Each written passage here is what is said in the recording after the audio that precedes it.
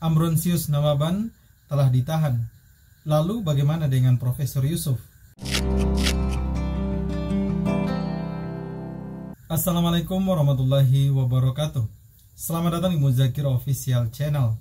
Kali ini kita akan membahas tentang Ambrosius Nawaban telah ditahan. Lalu bagaimana dengan Profesor Yusuf? Kasus rasisme merupakan kasus yang sering terjadi.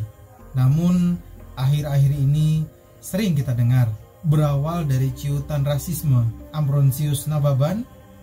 Kasus ini saat ini tengah hangat dan terus diperbincangkan oleh publik.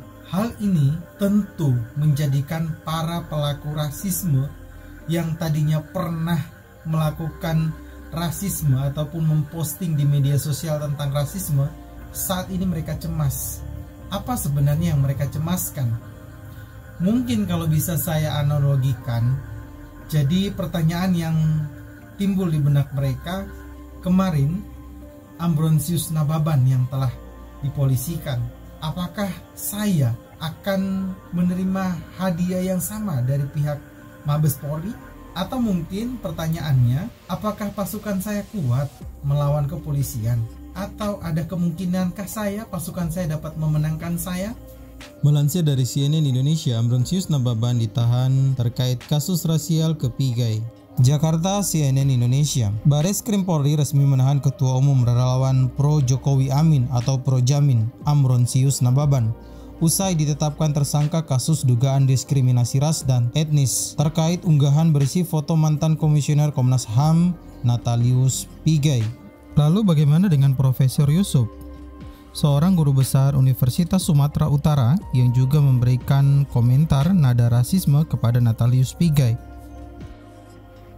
Melansir dari Indozone.id, guru besar Fakultas Pertanian Universitas Sumatera Utara atau disingkat dengan USU, Profesor Yusuf Leonard Henuk menjadi bahan perbincangan usai menghina mantan Komisioner Komnas HAM Natalius Pigai dengan ejekan bernada rasis di Twitter. Ia mengunggah foto Natalius Pigai dengan menyandingkannya dengan sebuah foto seekor monyet sedang bercermin pada 2 Januari 2021.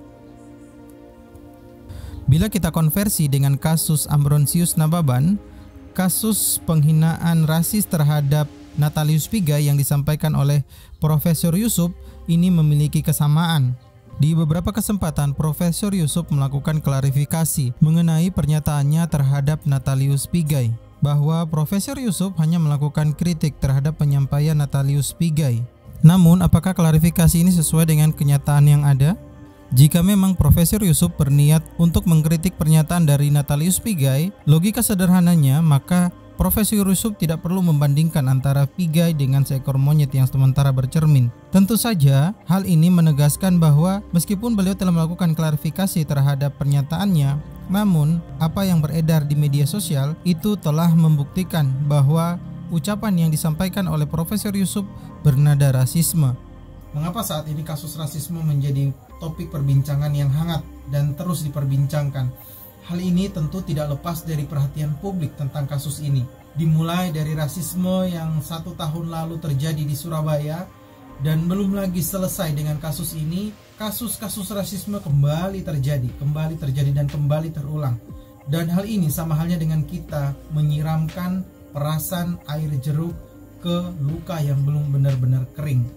Tentu akan menimbulkan rasa sakit kembali dan membangkitkan kembali amarah-amarah yang tadinya mulai diredam. Ketika terjadi hal seperti ini, maka kembali berapi-api dan kembali menjadi amarah yang terus membakar, dan bisa-bisa hal ini bisa terjadi ataupun kondisi yang tidak kita inginkan bersama. Bisa terjadi kericuhan di mana-mana. Tentu kita tidak bisa melupakan tentang kasus rasisme yang terjadi di Surabaya yang berbuntut dengan kericuhan di mana-mana. Seperti yang kita ketahui bersama, negara kita adalah negara demokrasi, negara yang menjadikan suatu kebebasan merupakan hak setiap rakyat, dan kita memiliki kebebasan dalam mengutarakan setiap pendapat yang ada di dalam benak kita. Namun, bila mana pendapat yang keluar ataupun ada yang mengkritisi seseorang ataupun kita menjadi orang yang dikritik, maka kita balas dengan kritisi. Bila ada statement yang keluar dari orang lain, kemudian kita tidak menyetujui statement itu, tindakan yang paling bijak kita lakukan adalah mendiamkan statement itu. Dan bila kita mampu membalasnya, maka balaslah dengan statement, bukan justru menyerang individu, ras, golongan, dan agama. Bila mana ada seseorang yang dikritisi, kemudian dia membalas dengan emosi, menyerang secara individual, ras, agama, dan golongan, maka sudah bisa dipastikan orang ini dangkal pemahaman intelektualnya.